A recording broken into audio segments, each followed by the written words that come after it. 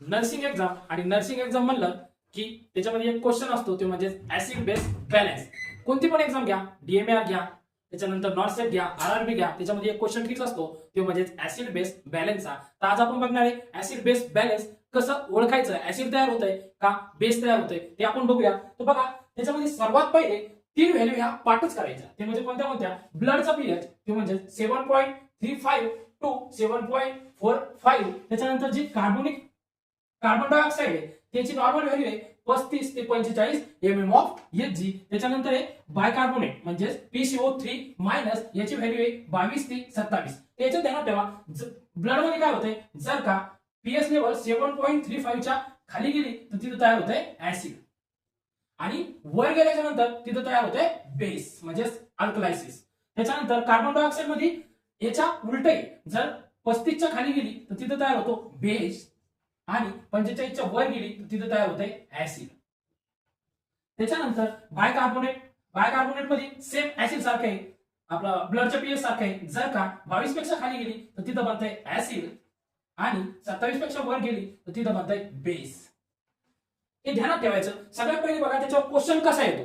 तर बघा एक्झाम्पल मध्ये बघा एबीसी रिपोर्ट दिलेला राहतो, त्याच्यामध्ये पीएच व्हॅल्यू दिलेली राहते, त्याच्यानंतर PCO2 म्हणजे कार्बन डायऑक्साइडची व्हॅल्यू दिलेली राहते आणि SCO3 हे बायकार्बोनेटची व्हॅल्यू दिलेली असते. त्याच्यामध्ये बघा आपण सगळ्यात पहिले बघायचं ऍसिड तयार होतंय का बेस होतंय ते ठरवायचं ब्लडच्या पीएच वरून. तर बघा ब्लडचा पीएच किती दिलेला आहे 7.3 म्हणजे 7.35 च्या कमी होतोय म्हणजे काय होतंय ऍसिड तयार होतंय. हे तर फिक्स झालं ऍसिड होतंय. त्याच्यानंतर पाहायचं व्हेरिएशन कोणत्या याच्यात दिसतात, मग चेंजेस कोणत्या क्वांटिटी मध्ये म्हणजे कार्बन डायऑक्साइड मध्ये चेंजेस आहेत का बायकार्बोनेट मध्ये चेंजेस आहेत ते बघायचे. तर बघा PCO2 याची नॉर्मल व्हॅल्यू किती आहे, CO2 ची 35 ते 45 म्हणजेच इथं काय झालेलं आहे कार्बन डायऑक्साइड वाढल्याच्या नंतर काय बनतंय ऍसिड बनतंय. त्याच्यानंतर SCO3 ही नॉर्मल रेंज, मग SCO3 सोडून द्यायचा. बघायचं कार्बन डायऑक्साइड म्हणजेच काय रिस्पायरेटरी मध्ये काहीतरी प्रॉब्लेम होते, तर पीएच वरून काय ठरवलं आपण ऍसिड ठरवलंय, मग काय होतंय रिस्पायरेटरी ऍसिडोसिस होतंय.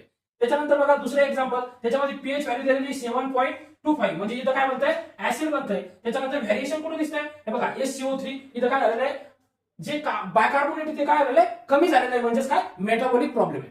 मग इथं काय होणार आहे मेटाबॉलिक ऍसिडोसिस होणार आहे. तशाच प्रकारे बघा वोमिटिंग मध्ये काय होतंय ऍसिड बाहेर पडतंय. ऍसिड बाहेर पडल्यामुळे काय होतंय आत काय राहतंय म्हणजे बेस राहतात, त्याच्यामुळे तिथं काय होतंय मेटाबॉलिक अल्कलॉसिस तयार होतंय. त्याच्यानंतर बघा डायरिया मध्ये काय होतंय मेटाबॉलिक ऍसिडोसिस होतंय वोमिटिंगच्या उलट. त्याच्यानंतर बघा सीओपीडी म्हणजे रिस्पायरेटरी कोणता पण प्रॉब्लेम घ्या त्याच्यामध्ये दिसणार तुम्हाला रिस्पायरेटरी ऍसिडोसिस. अशा प्रकारे आपण बघितलंय ऍसिड बेस बॅलन्स.